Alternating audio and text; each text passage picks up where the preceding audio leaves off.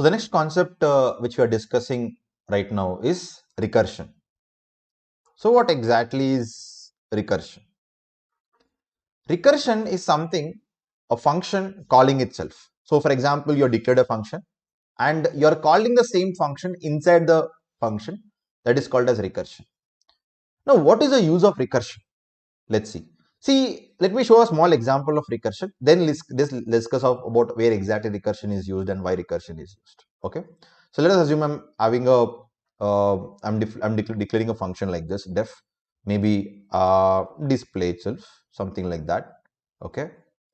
And I'll just say like this. A variable. I'll take a variable called as a. Okay. A. And I'll just say print a. Okay. And what I will do is, in the same function itself, I will call the again display function. I'll call display function again. So I'll call like this. So what's happening here? This particular display function is again calling this particular function is again calling this function. Okay, cool. It's just running this. Now this particular code will not execute until I called it. So let me call the function first. Okay, I'll call it. So what you're doing here, first you're calling the function here. Okay, it's again calling the function internally. Okay, so now let's see what happens. It is something like this. Okay, it is something like this. So a lot of internal process are happening.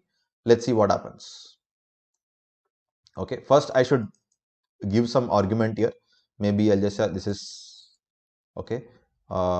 Test. Okay, I'll just give a argument called as test. Let's see what happens here. Okay, cool. So you can see it's going on calling test here. So what's happening here? It is something like this. First, you are calling display function as usual. Okay. After that, it is going and printing this a value. Again, you're calling a display function.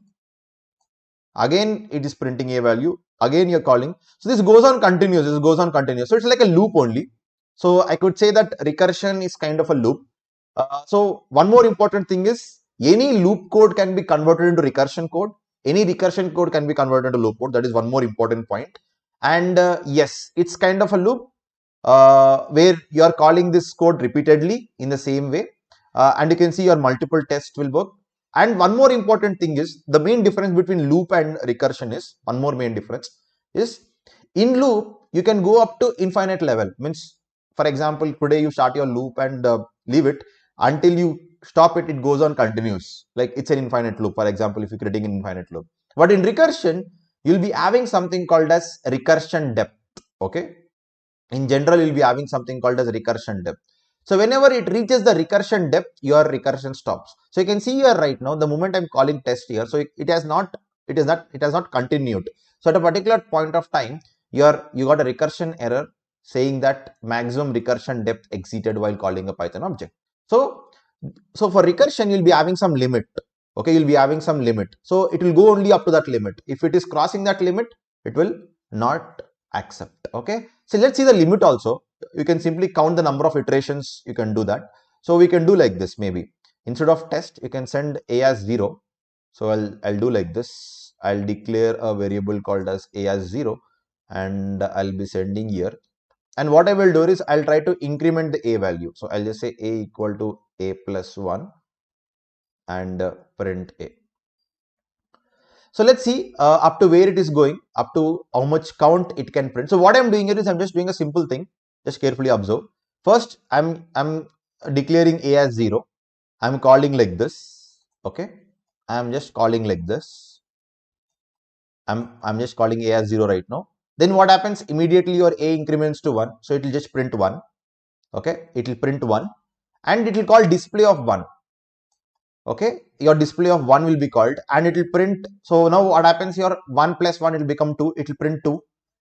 It will call display of 2. 2 plus 2, 3, 4, 5, 6. So in this way, we can count number of iterations, right? That is the reason I've taken this particular code. So let's see up to where it is actually extending. So let me scroll down. Yes. So you can see in my system, it crossed up to 2900. This is my recursion depth right now. Means in this particular level, your recursion, you'll be getting a recursion error if it cross this many number of iterations. So in this way, your recursion works if you want to call a function by itself. Now, what is the use of this? Okay, let's do one thing. Let us assume that I want to print n natural numbers using recursion. How can I do that? So already we are doing that, but you're printing, you are not stopping at a particular level. You're going up to 2900 level, something like that. So one more important thing I want to explain here is whenever you are using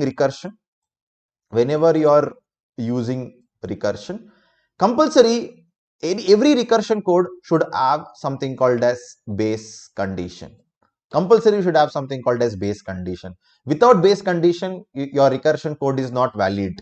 Okay, here you can see already we got your error. In the same way, you'll be getting error in real time also. So you should never use recursion without base condition. So what is base condition? A base condition is a condition where you are telling your Python to stop the recursion. Okay, so a condition where you want to stop your recursion is nothing but a base condition, as simple as that. So in this case, in our use case, for example, let us assume that I want to print from 1 to 10. Now, how do I write my base condition? It's very simple. Okay, so this code is as it is. No need to change this code. The only thing is you can do like this. You can do like this. If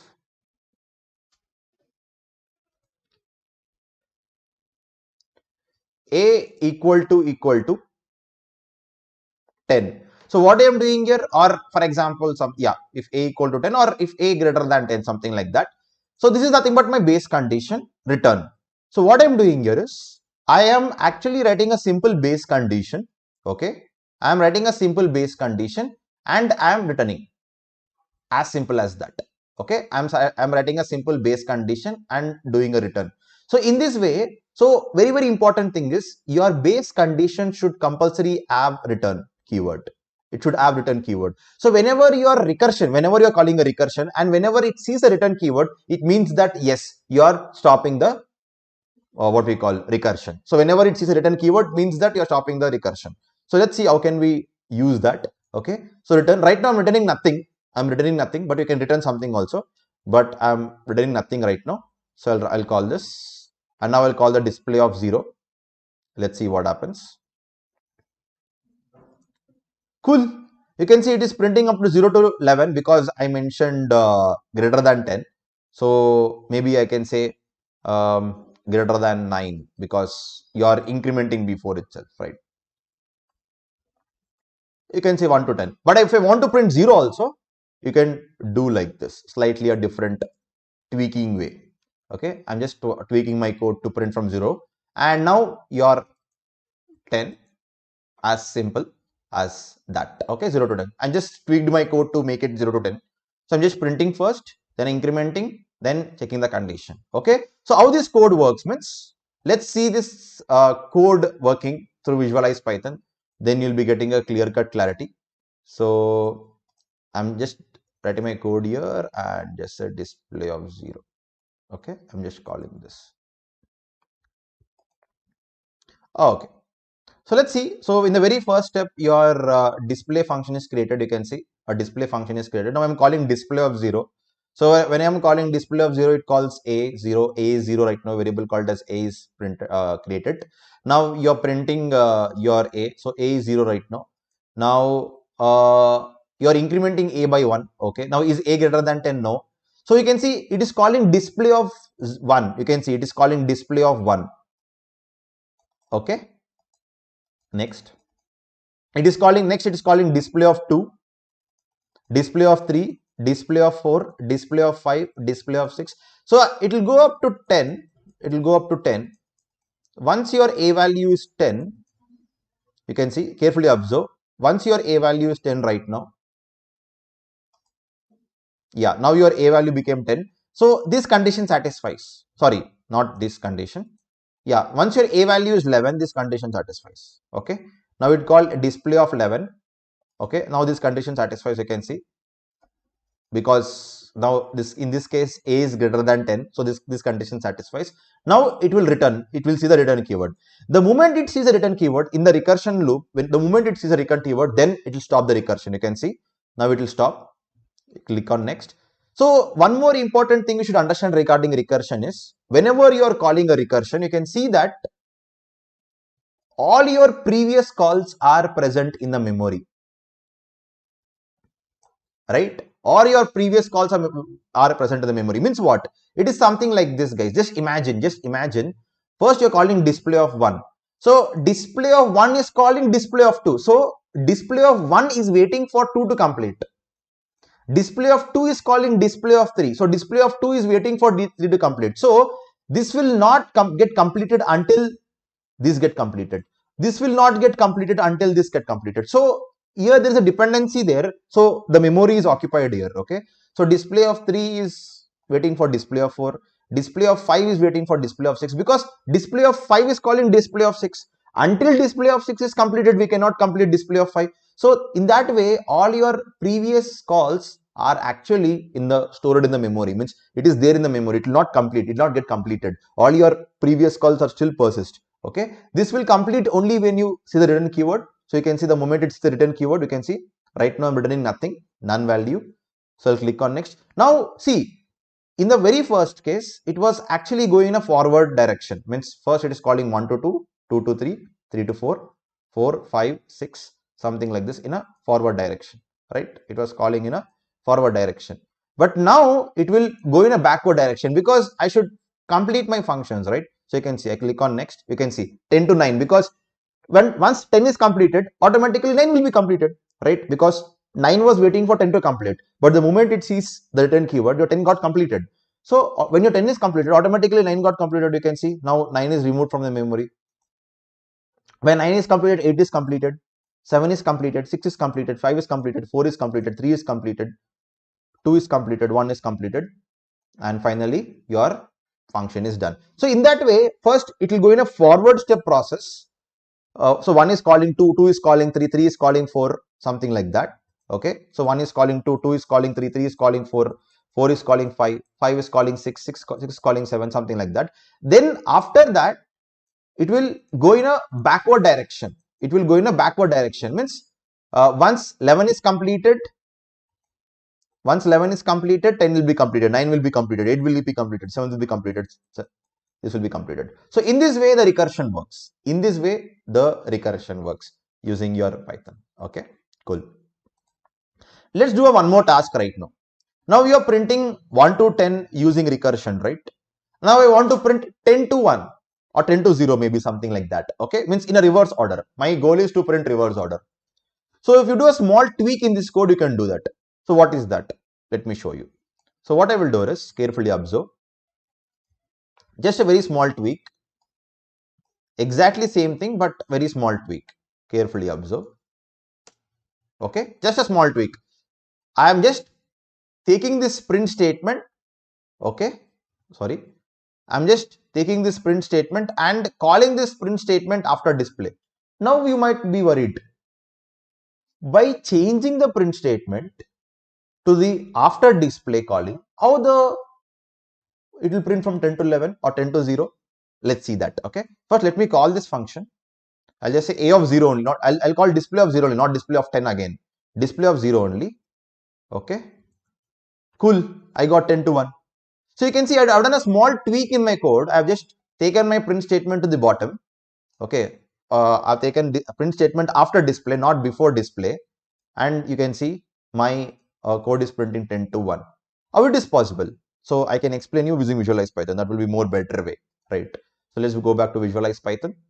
Edit this code. So here also I'll do the same thing. So I'll just put this code after display. That's it. Okay, visualize execution. So here just see the magic of recursion. You can understand more clearly how it is working. Okay. So if you just call your function right now, you declare your function, you're calling display of 0. So when you're calling display of 0, very good. Now in the display of 0, what happens? Your a value is 0, very good. Now your a value becomes 1 because you're not printing here immediately. You're not printing, you're incrementing a value. Carefully observe. And now is a greater than 10? No. So you're not returning it. This condition doesn't satisfy. So it is not printing here. It is not printing. It is calling display of a. Display of a. It is calling what? Display of a. Yes, it is calling display of a. Display of 1 right now. display. So it is not printing here anywhere. You can see it is not printing here. Carefully observe. I'll go up to 10 first. I'll go up to 9 or 10 as usual. So you can see this code is not printing. Perfectly see this. Yeah. Look at this. The moment it sees return here in this case, what happened here is, carefully observe, this is very, very important point to understand. So in Python, the execution is always line by line. Line by line means what? Until the sixth line is completed, seventh line will not execute. Do you agree? Yes. Right? Until sixth line is completed, seventh line will not execute in this case. So here, whenever your A of 1 is calling A of 2, A of 2 should be completed to print this. So A of 1 should wait for A of 2 to complete. If A of 2 completed only, I can print this. In the same way, A of 3 should wait for A of 4 to complete such that I can print this. Means this particular print statement will be executed only after your display is completed. But display will be completed when it sees return, because it is going on in the loop, right? So in this way, what happens is, you went up to 11. You are in 11 right now. In the moment you see 11, it is return keyword. So it stops. Now you can see. Now what happened here is, your A of 10 is completed right now. So the moment your A of 10 is completed, now you can see it is executing print statement right now. Now it is in the print statement. You can see I got 10 here. So that is the reason, as your display is, so if you just take the display functions, which function is completing first? Obviously 10 function is completing first. So if 10 function is completing first, if display of 10 function is completing first, which will be printed? So 10 will be printed. That is the reason I'm getting 10 to 1. Understand the difference here? So why, as I'm putting this print after display, what's happening here is, as we know that when you want to complete your function, 10 function will be completed first. Display of 10 function will be completed first. So print of 10 will be executed first, not print of 1, because 10 function will be completed first, display of 10. Then display of 9 completes. So it will print 9. So because display of 9 was waiting for 10 to complete.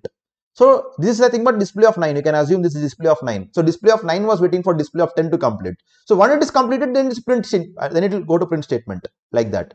Like that, it is going on, coming backward. So 2 is waiting for 1 to complete. So in that way, finally done. So in that way, by doing a small tweak, you are printing from 10 to 1, not 1 to 10. Okay, because the idea behind recursion is what? So sixth line will wait for seventh line will be waiting for sixth line. But sixth line will be waiting for what? Display of y will be waiting for what? Display of 1 will be waiting for display of 2. Display of 2 will be waiting for display of 3. Go on. Display of 10 will be waiting for display of 11. When display of 11 is completed, so first 10 will be completed. So first 10 will be completed. That's the reason 10 is printed. So in that way, your recursion works. Okay, perfect. I guess, I hope you understood. Very good. Next. Now let's do a small use case. Let's do a small use case using recursion. Let's find factorial of a number. That's very easier code, and most does interview question also. Find factorial of a number using recursion. It's very simple. For example, if I want to find 5 factorial, for example, 5 factorial. What is 5 factorial? I know that 5 factorial is nothing but 5 into 4 factorial, right? And what is 4 factorial? 4 factorial is nothing but 4 into 3 factorial. So I'll be using the same logic to write my recursion. So 4 factorial is nothing but 4 into 3 factorial. Okay. And what is 3 factorial? 3 into 2 factorial. Right. 3 into 2 factorial. And what is 2 factorial? 2 into 1 factorial. And what is 1 factorial? It is 1 itself. Right. So 1 factorial is 1. So finally, 5 factorial is 5 into 4 into 3 into 1. It is about 120. So now this is how the same kind of logic, whatever I've written here, the same kind of logic I'll be using in my code to write a factorial of a number. Okay. Let's see how can I do that. Okay. It's very simple. First, I will try to define a function called as fact, and I'll take a variable called as n. So n is nothing but my number, which I want to find out the 4 or 5 factorial. Okay. So I'll just say like this. So we know that a factorial of a number is nothing but that particular number into that particular number minus 1. So I'll do like this. I'll just say return, carefully observe, return n into fact of n minus 1. So what I'm doing here, carefully observe. So for example, my n is 5, let us assume my value of n is 5. So what I'm doing, I'm just saying 5 into factorial of 4.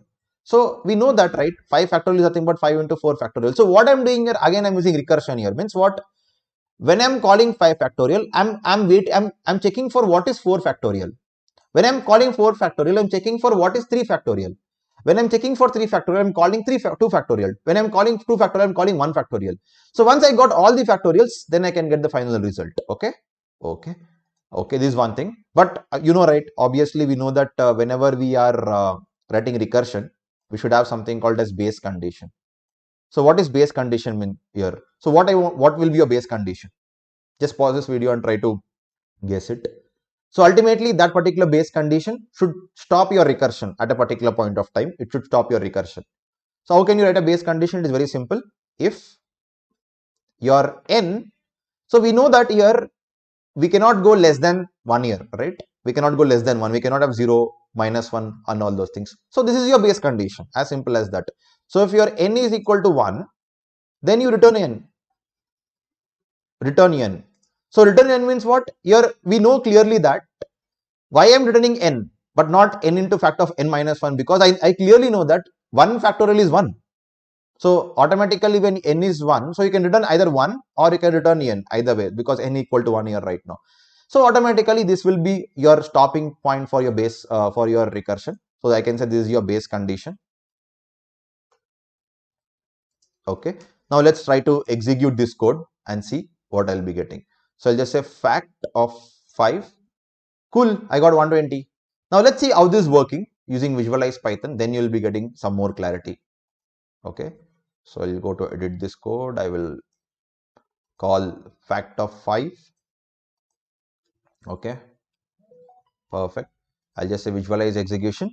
Let's start with that. First, I will start declaring my function like this and I'll call fact of 5. Okay. So what happens here?